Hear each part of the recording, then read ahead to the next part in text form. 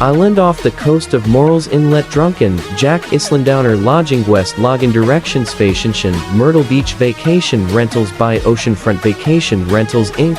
Drunken Jack Island. Drunken Jack Island. Drunken Jack Island, a unique component of South Carolina's Grand Strand, has a debated origin that has become nothing short of legendary. We have two possible sources of the intriguing name of a small island in Morals Inlet. One of them may be just a shade more likely than the other.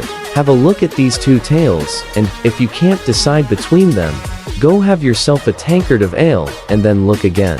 One of the Drunken Jacks sailed to the island aboard Blackbeard's pirate ship, after a full slate of robbing and pillaging. According to one of the various versions of this colorful pirate yarn, Blackbeard dropped off several casks of rum and a shipmate to guard them. When he returned much later, he found the empty casks strewn all about, along with the bleached bones of Jack the pirate. A local eatery known as Drunken Jack's gives an equally improbable account of the event. This retelling places the Blackbeard visit in the early 1600s, whereas historians put the pirate's birth sometime around 1680. In this version, the pirates buried 32 casks of rum during a night of revelry and sailed off in the morning, accidentally leaving behind one passed-out shipmate. There are all kinds of problems with both versions of this story.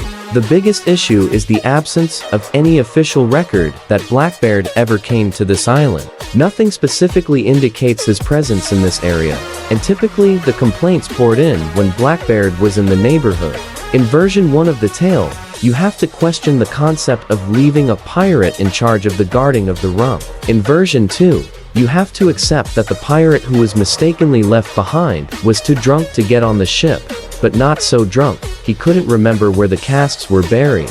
Another small glitch is the island's proximity to the mainland. At low tide, you can pretty much walk to Huntington Beach State Park, and it would take a pretty pathetic pirate to get marooned on an island within a stone's throw of safety. The next Drunken Jack saga was connected with the legendary Hot and Hot Fish Club, originally headquartered on Drunken Jack Island. Over the years, the club moved around a few times, a moving target that was tough for some of the alcoholic members to pursue, and eventually, it wound up on Polly's Island. The Hot and Hot Fish Club was comprised of a group of pre-1812 wealthy and prominent plantation owners who were utterly devoted to overeating and over-imbibing after a day of fishing. Their hedonistic feasts included the catch of the day, along with whatever else members brought along for their servants to prepare, and the club name came from the passing of one hot dish after another hot dish, as multiple courses. The Hauntings and Legend of Drunken Jack 1, prominent haunted island story off the coast of Murrells Inlet, is the legend of Drunken Jack's Island, which lies between the inlet and Huntington Beach State Park. The legend of Drunken Jack's Island. The origin. The legend begins with the pirate Blackbeard and his crew, who arrived in the Murrells Inlet area with a vast quantity of Caribbean rum.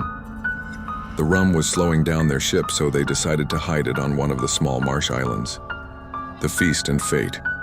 While they were ashore, the pirates feasted on fresh seafood and got drunk on the rum. One pirate, Jack, had too much to drink and fell asleep under some bushes. His shipmates mistakenly abandoned him when they sailed away with the high tide, leaving him behind with nothing but rum casks. The discovery.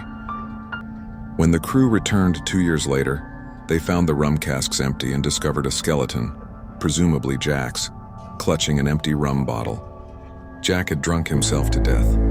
The haunting. It is said that Jack's ghost still roams the island and the waters of Murrells Inlet. Some visitors have reported hearing eerie sounds, seeing strange lights in the marsh, or glimpsing a ghostly pirate ship in the fog.